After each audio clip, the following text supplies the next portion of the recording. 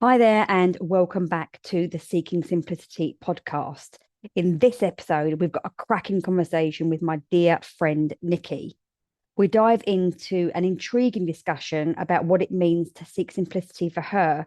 And Nikki actually shares her thoughts on how this journey for her isn't about doing less, but about finding peace and adventure through being mindful about where we spend our energy. She shares with us an interesting perspective on embracing the journey, touching on how letting go of emotional outcomes can lead to a more peaceful life, as well as conversations around traveling, the fun of connecting with new people, and how everyday challenges can actually be mini adventures. I warn you, at some point, our conversation gets a little bit more real as we talk about why it's important to think about what really matters in life. And then Nikki offers us some insightful tips on making life a little bit more manageable, even if it means taking things one step at a time. So kick back for an episode that is packed with real talk, great stories, and a few laughs. And whether you are looking to simplify your daily routine or plan your next big adventure, Nikki's insights might just give you the nudge you need. Enjoy. Nikki, welcome to the Seeking Simplicity podcast. Thanks for being here. All right, thanks for having me. No Can't believe problemo. So Yeah. let's dive right in, as I do with every person that I speak with, and ask you that first question about what does seeking simplicity mean to you? Okay. So it's when I think about that, it's got like lots of pieces that end up in peaceful, less drama, more adventure. And so I think when I think of it, it's got like lots of moving parts. So it's Mhm. also has momentum. So even though seeking simplicity like might seem like something that is static. I see it as a very movable momentum thing that has like lots of arms that are moving towards wanting to be in a place where I don't take shit so seriously that I used to Amen. worry about. I used to worry about I'm more intentional about the places that I spend my energy and use my energy. And I think all that is moving towards a place of sort of peacefulness and joy and being part of a community with whoever that community might be.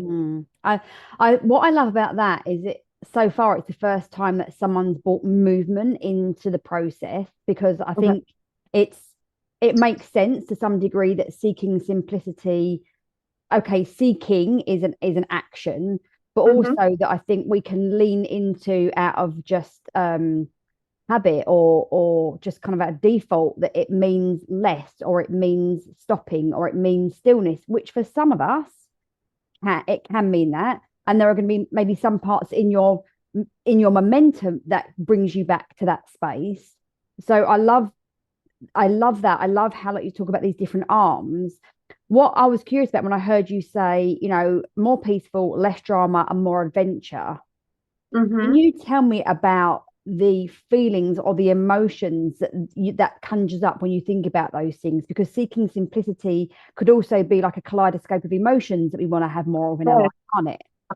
Yeah, I think like if I think about peacefulness, I think about like it's not that there's not challenges, that there's not days where it's hard, but there's a feeling of like like I don't know that it's like the peace. That's the only Hmm. description of it. Hmm. And in a way that there's not a rumble of emotions. There's not like it's maybe it's not even control, but it's like there's manageable things, right? It's like there's not too much highs and lows of emotions of like they're there.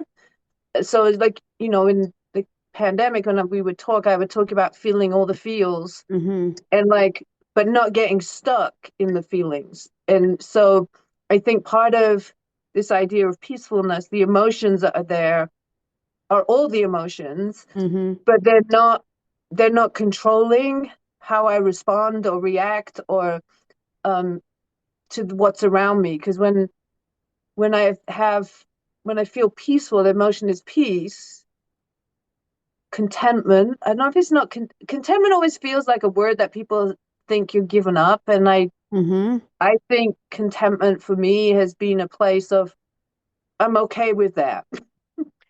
And that's in I itself is interesting, isn't it? Because but I've been doing a lot of posts and talking about um how we define slowing down, maybe even mhm, stopping.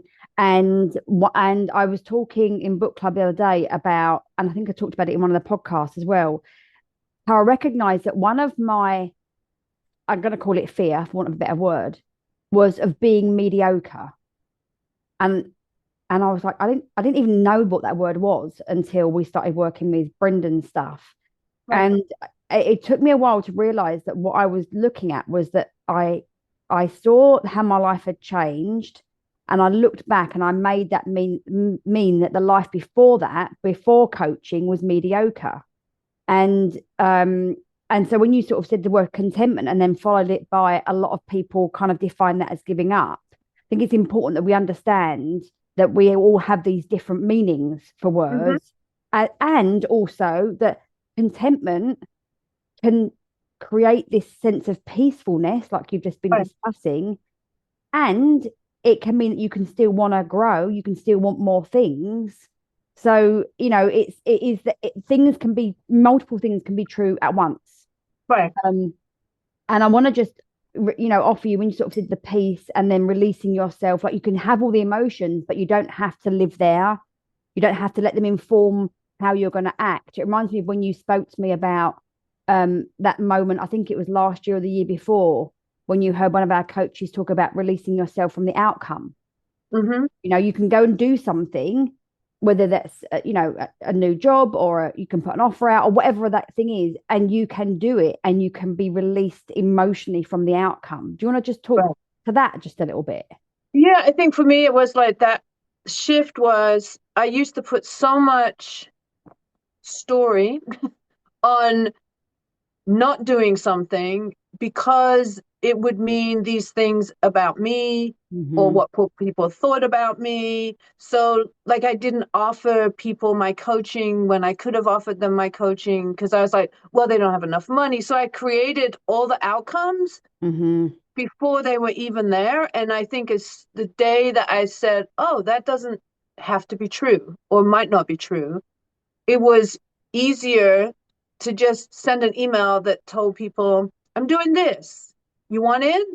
Yeah, I love And that. and I think and then I didn't have all the energy spent afterwards going, oh my God, are they gonna what and so I think when I released that, that also helped with peacefulness, right? It's Mm. like that stuff all Yeah, connected. So yeah. And that sort of, it clearly seamlessly, ties in with less drama. So, mm-hmm, obviously one of the coaches that we work with often talks about, like, head drama. And that's where we can get so caught up, isn't it? Because we're in it, like right, you just said, you created outcomes ahead of time only in your head. You had no idea if these things are true, but right, your brain had said, oh, we're going to decide that this is true. And then you kind of work that backwards and it's like, well, I can decide that something else is true instead. right. And I think, releasing ourselves from that head drama, um, and stepping into that place of peace from there. And then the last part that you talked about in those three things you first come out with was more adventure. So this is what I've seen you and Beth do so well these last few years. And I know we'll talk about more of that as we go through, because you have been on amazing adventures. But in my head, I'm thinking about you going traveling, which you can share about. Is there Mhm. anything else that you define as adventure over just traveling? Yeah, I think for me it's um adventures are also like it doesn't have to be traveling to another country. It can be also within the place that I'm in, right? Like adventures with new people that I wouldn't normally have connected with. It's adventures in I think I feel like sometimes like Beth and I when we're like thinking about our travel, that determines the adventures we have at home as well because Mm, it you know the adventures of owning a home and figuring out how you're going to replace a water heater when just before you're going somewhere, or what would it look like if we were to go on a longer adventure. It has all these other mini adventures that we have to take care of here about like what would happen to our house. So I think adventures to me are also about this planning, the planning Hmm. part of it. So I could not even like I think Beth and I could plan something and not even ever go on the big adventure, but have still had an adventure getting there. I Because love that.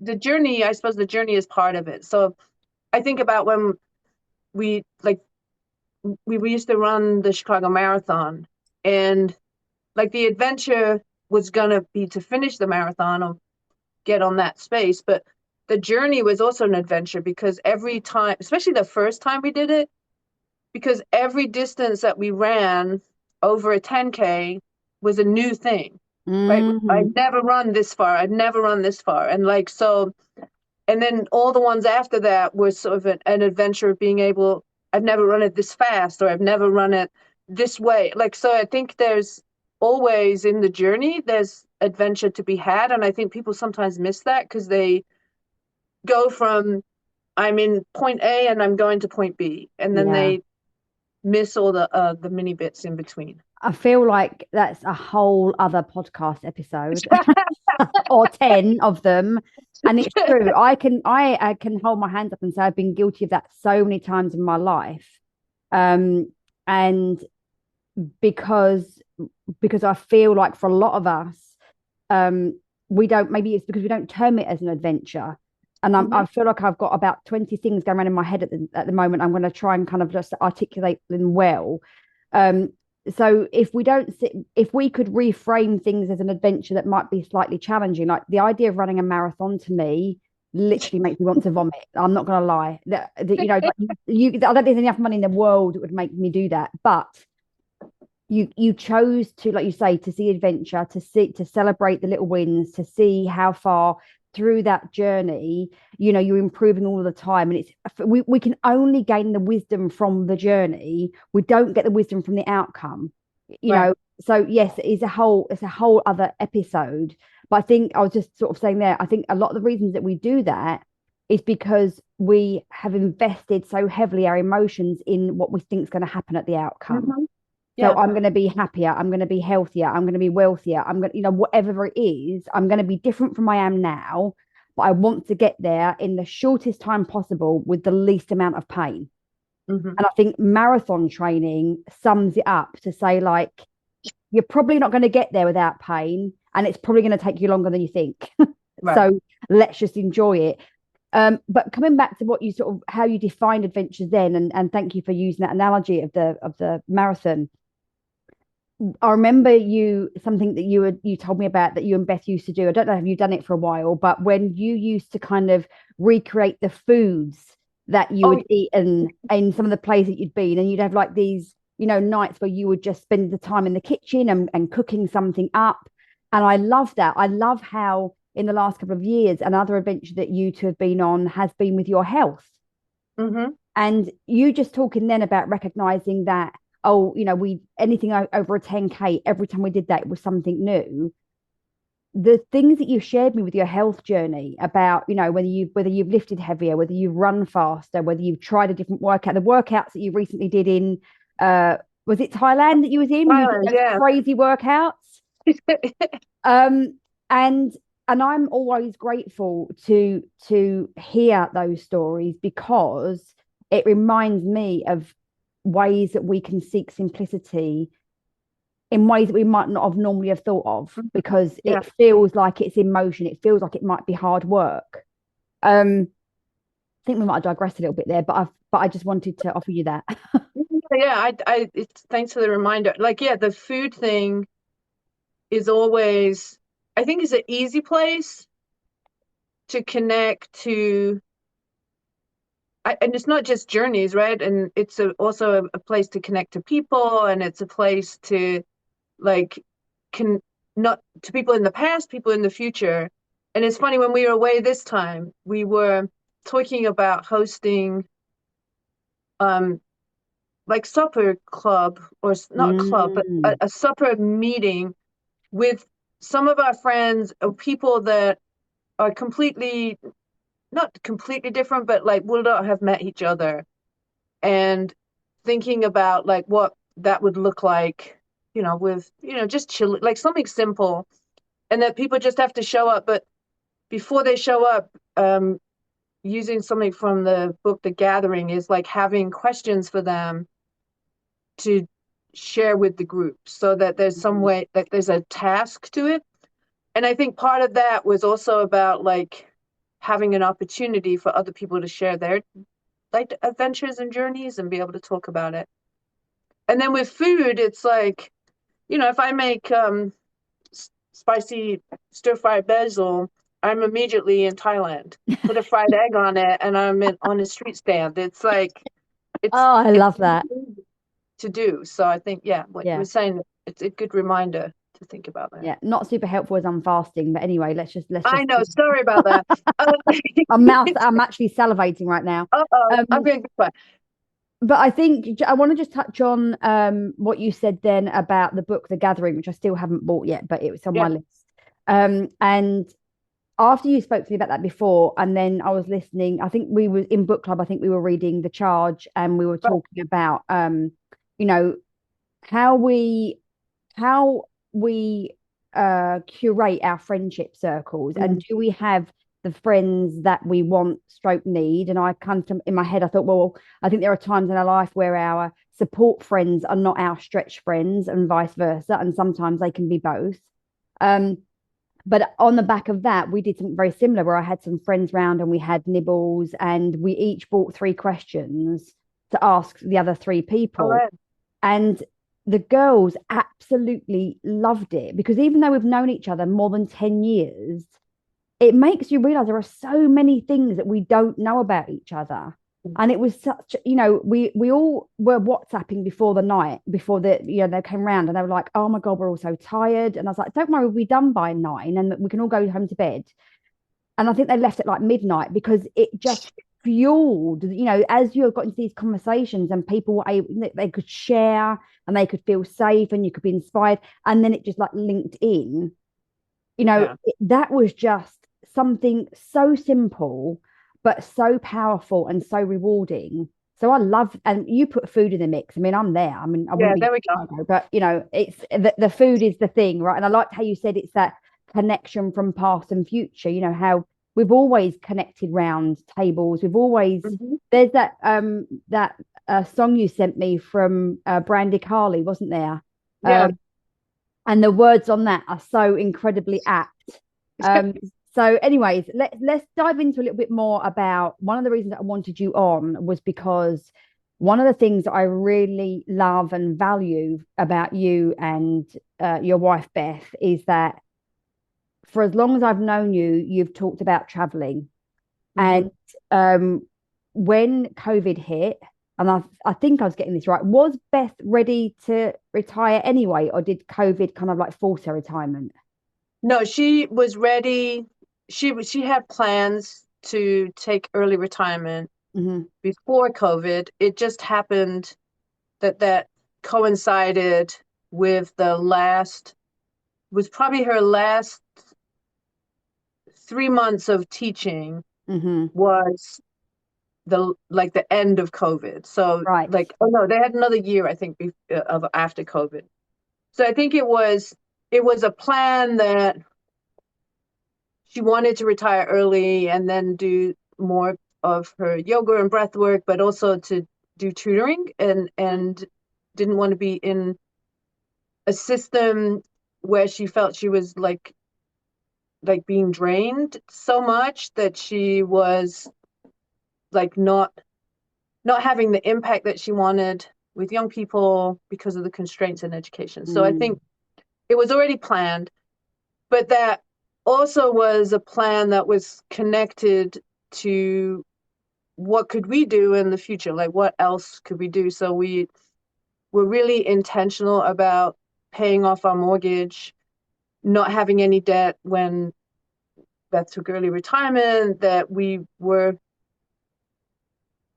had to like have we had to change the way we talked about money, um, because there was like we have different um, belief systems from our families around money. Um, and so we had to we reframed it and called it abundance planning. And Mm-hmm. the abundance planning was connected also to our want to travel as Mm-hmm. well. So it, like, I think all these things sort of happened all at the same time. Um, I do think like COVID was a real, I think for lots of people, although it was very hard, it was also a reset moment for a lot of people, and to think about what was really important to you or your Absolutely. Yeah. family or that piece. And I think it's it's it's framed like now like what we want to do moving forward. Yeah. And I think that all that planning was connected to my mom and dad, as like we talked about before. My mom always used to, when she was getting ready to create an adventure for herself or us, would always say, "I'm just planting a seed. You don't have to do this, but I'm just planting a seed." And I think that's stayed with us. So whenever we're thinking about that, it's always about thinking about my mom and planting a seed for where we might go, where we might end up. Um, Mm. and I think that's not just in travel. I think that's other things as well. So like being able to. So with I love the planting seeds, and we'll make sure we get your Instagram accounts on the bottom of the show. Um, but when so going back to that time, I remember you and I talking quite at length about, Beth had kind of done all the finances, and I remember you telling me like we've changed it to abundance planning because it didn't feel good Right, to like budget. Like abundance planning felt a lot better. And there was always that, for me, what I feel in my body when you talk about the seeking simplicity around that, it was like, you knew what the outcome was in terms of that you wanted more time traveling, you wanted more freedom and all of that, and you were asking each other, how do we make this happen? right. And yes, financially, but you was thinking about your house, and you was thinking about, the longevity of it. So I really honored that part, and I think sometimes it's easy for us to kind of have an idea of, we don't a lot of us know what we don't want, Mm-hmm. right?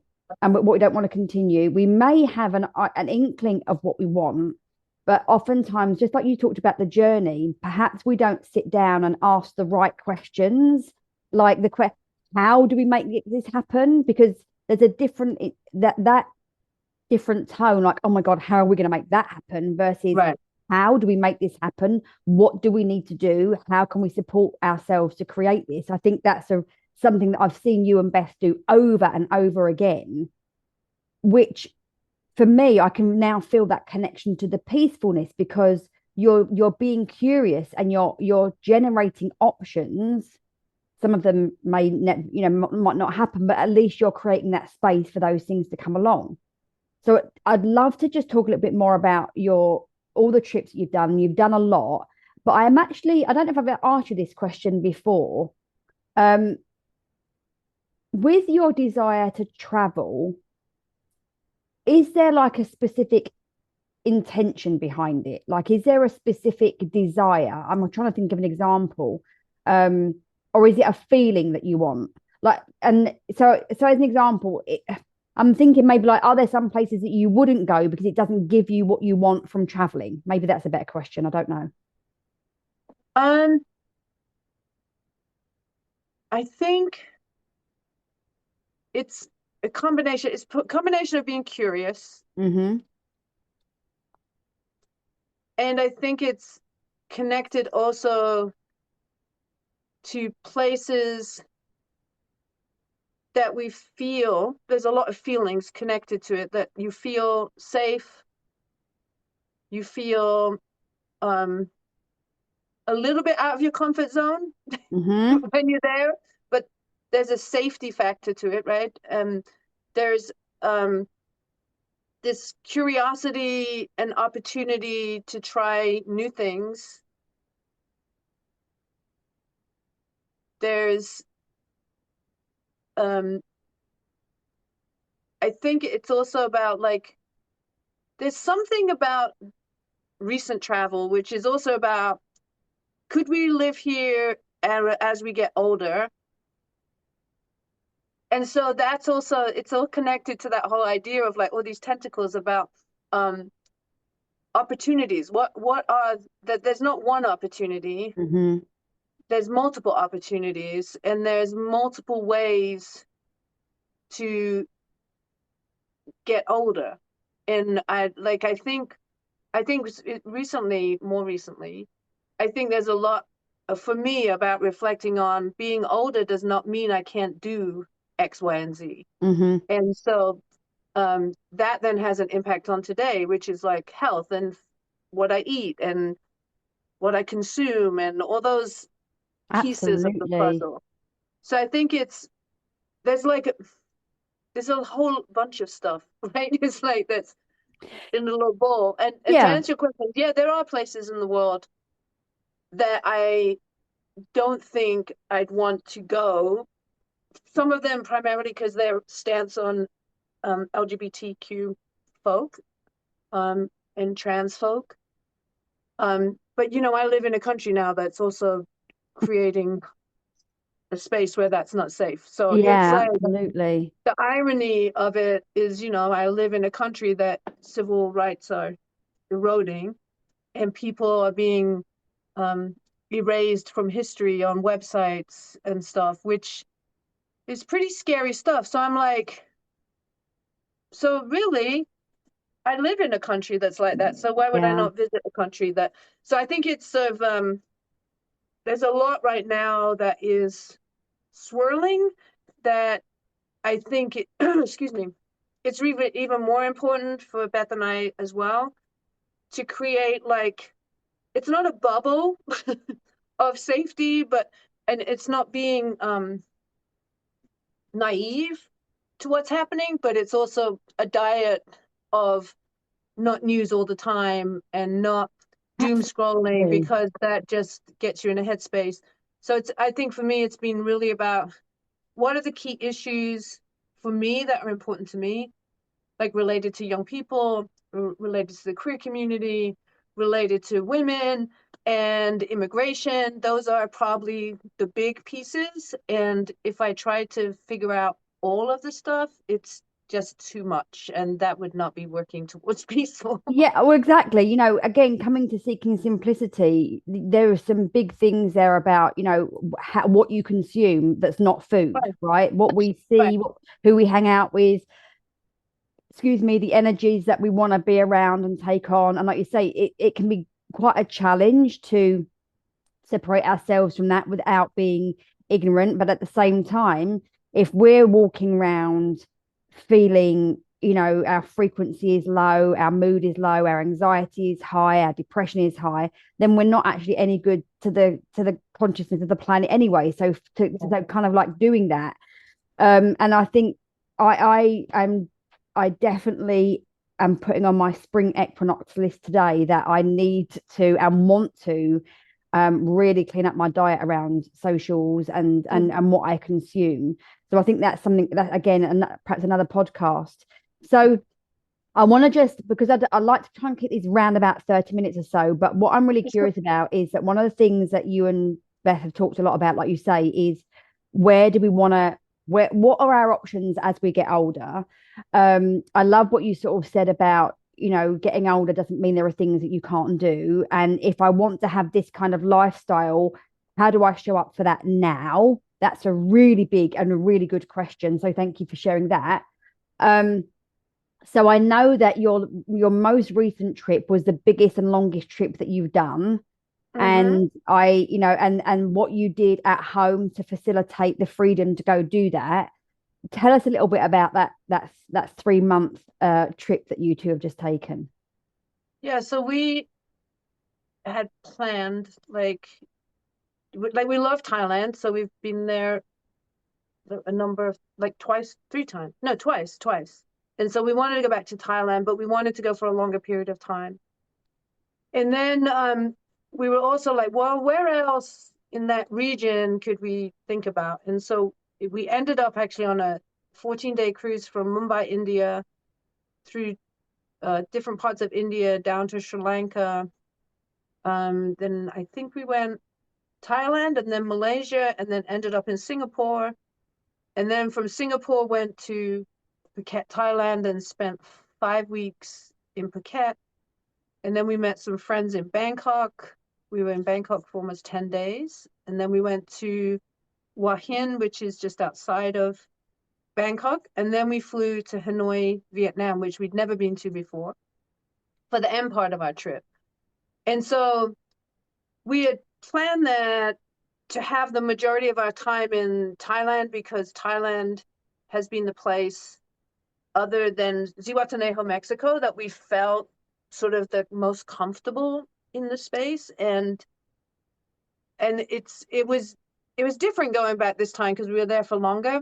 And so we started to be able to see what our routine might be like if we lived there. And as you alluded to, we did try out new gym, health, fitnessy type things. So we went to a Muay Thai, boxing gym, and did what we thought was a 60-minute workout, and it turned out to be 90 minutes, which ended with the coach using a pool noodle to whack us with, and we had to defend ourselves, which was quite fun.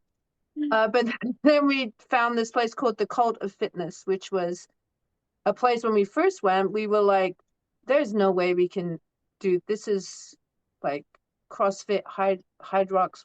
It's like looks too, everyone's like much younger than we are. And then we're like, we're fit. We can do this. We do Orange Theory Fitness at home. We can do this. And it was a really amazing community. And that was a challenge that we took on. And that became part of our routine there in that space. And I think in Thailand, it's just people, that was called the land of smiles. And so I think there's something to be said about being in a Buddhist country that hasn't been colonized by anyone. And so even though there's a lot of tourism and tourism is really big and there's lots of changes happening in community, I feel like there's a grounding for the Thai people in like who they are and what's important to them. And so I think those are the things that connecting to individual people that we met, excuse me, at the gym or at the little coffee shack that we went to, those are the moments where you're like, oh yeah, I could live here, because it just, as you're just saying that, it just reminds me, like I've known you for quite a while now, and as you're talking, then it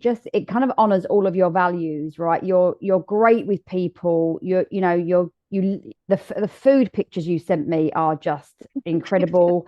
You've got the food, you've got the people, you've got the culture, you've got the compassion, you've got the people being nice to each other, accepting each other. All of those things are so important to you. It's no wonder that you kind of love going there so much. So we're going to kind of wrap up, and I'm kind of probably going to put you on the spot just a little bit with the final question. Why did you not put me on the spot? I know. Well, but we're good at that. We're good at working it out. But I guess I have gained so much knowledge and wisdom and growth from our relationship and from you coaching me, supporting me, stretching me, all the things over the years. And if I could just impart one piece of wisdom that you've given me over the years, I'm not going to share it. You're going to share it because I don't know what you're going to say. But in terms of, you've got an element of wisdom because you're now in your wise woman era, because your number begins with a 6, right? And I love that. And I've seen you change again over the last few years, coming into this space of peacefulness and grounding. And this is who I am, which has been lovely to watch. But you've got so much wisdom and knowledge as a coach, as a mentor, as just somebody who like stands out in your community. There are a lot of people out here and that will be listening to this podcast who are just struggling to keep their head above water emotionally, physically, keeping up every day today with things. If you could offer like one piece of advice in terms of helping them generate more simplicity in their life, could you just give us one little bit of wisdom? Whew, that's Or that it's is a on the biggie. spot. And you can say no. Like I'm not No, I mean the first thing that came to mind is you have all the things you need to make the first step. Yeah, I love that. And that is so true, isn't it? And I think, and and the next bit of that is it's not as bad as not doing it. Yeah. I think, first of all, thank you for the synchronicity there because somebody in book club said exactly that thing last night to the group. Um, and I feel like it sort of feeds into that little bit of, outcome, outcome, outcome. And when our vision and our energy and our spirit is invested over there, we're detached, we're dissociated from the fact that we are here. So when we bring that closer to us, bring it back into our body and say, what's the one thing that I can do now? What's the one thing that I do have control of that I can make a decision over? Mm-hmm. That is bringing it back to simplicity at its basis. We're just one step after another, one step after another. And I think just if I may add on to something along that lines as well, it would be to bring ourselves back to what is it that's important to you. You touched on that quite a lot Mm-hmm. today, like what's important to me at this time in my life, in this season, and for my future. And I think sometimes we can get caught up in making decisions based on what society says or what we think other people want from us or what's going to make other people happy. And I don't often think we ask ourselves, well, what do I want? What do I want now? What's going to be best? What's going to be the best thing for me to do for myself? So maybe just adding that question on there. So keeping it simple, you have everything that you need already to take the first step. I really, really, and it's not as bad as like just staying where you are, Right. right? Because Yeah. then nothing changes. So we could, as we know, talk forever and ever and amen, but we're Yeah. not going to. We're going to wrap it up. We'll get you back. But thank you so much for sharing your wisdom and your insights. That's right. Thanks And for having me on. you are so very welcome. And let's catch up again very soon and talk food when I'm not fasting. That would be Oh much yeah, appreciated. that would be a good idea. All right. Thank Take you, my care. darling. Bye. Bye. Bye.